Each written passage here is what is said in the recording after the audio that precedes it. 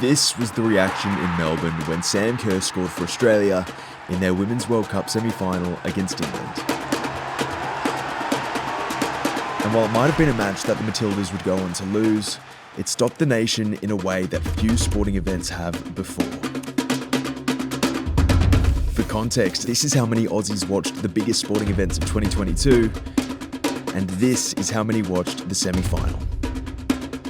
It was another chapter in a tournament that shattered the total attendance record and enjoyed the label of best ever edition by FIFA's president. To be able to talk to someone down the street or in the airport or at Australia Zoo and just chat to anyone and everyone knows what you're talking about, it's incredible. This is how the World Cup took over Australia. By every metric, Australia is a country that loves sport. It doesn't matter if you're playing or watching. And over the past few decades, each major sport has, in turn, enjoyed the limelight.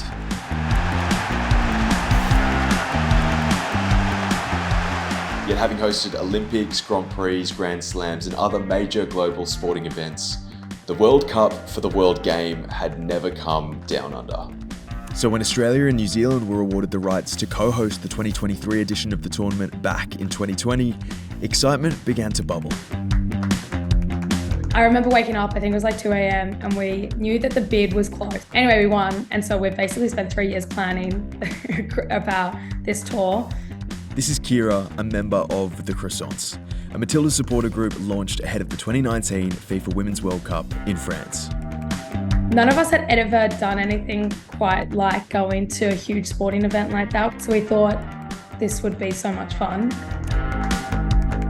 So we formed in 2018, and then in 2019, in July, we headed over to France and we watched the Matildas at the World Cup, which was amazing.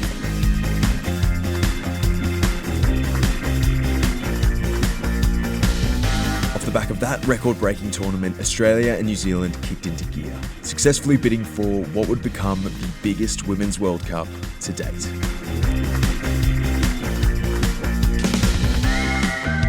The entire vibe has been amazing. Like, I can't stress how impressed we've all been with this tournament.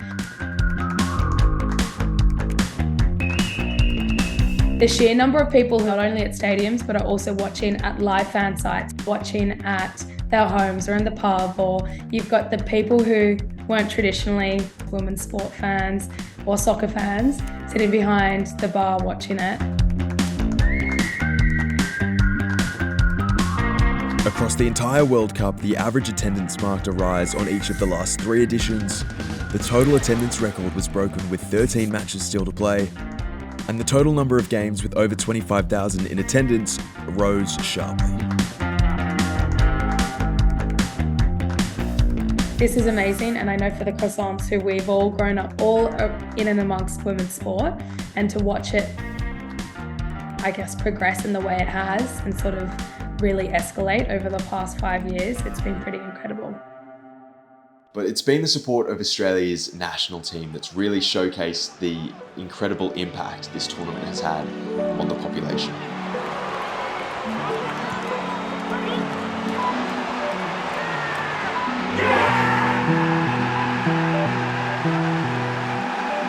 I often say the Matildas are like the team of the nation. They're a team that always has time for every fan under the sun. I think back to my first few games I went to of the Matildas when I was 10 and growing up, and at the end of every game, without failure, they would come over and sign your hat, they would sign your jersey, they would talk to you, they'd take photos, and that hasn't changed.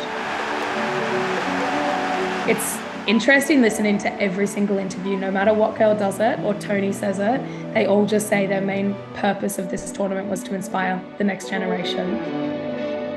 It's been this World Cup that's had Aussies glued to their screens like they haven't been since Cathy Freeman ran at the Sydney Olympics.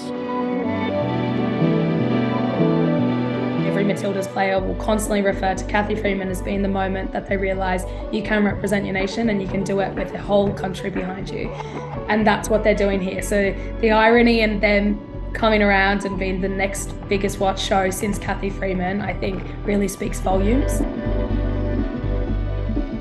I think what's really shown just how loved this national team are, more than any viewing figures or stats, is the way they've influenced everyday Aussie culture.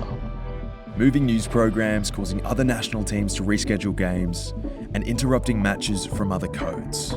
She's on the runway here. And they're through. Unbelievable scenes. Footage like this is so insane to watch as an Aussie football fan. So often it feels like every footy code in the country has to fight against each other. So to have these moments where the entire nation has been united behind the same thing has been amazing. So that leads us to where we are now, a once-in-a-generation event that has inspired so many and left so many wanting more. Really interested to see what impact this has on crowds and on support there, because I think the Women's A-League has struggled sometimes to get that momentum and to get those crowds. You have signature players who move overseas because that's just where investment is. Sydney FC are reported to have already broken their A-League women's membership record, and playing numbers are bound to rise. But an increase in long-term football-specific funding is what many are hopeful for. Like, football is the reason that this is growing, because everyone can get amongst football, but also it's going to grow into so much more for women's sport and be able to start investing and really where it should have been maybe 10 years ago.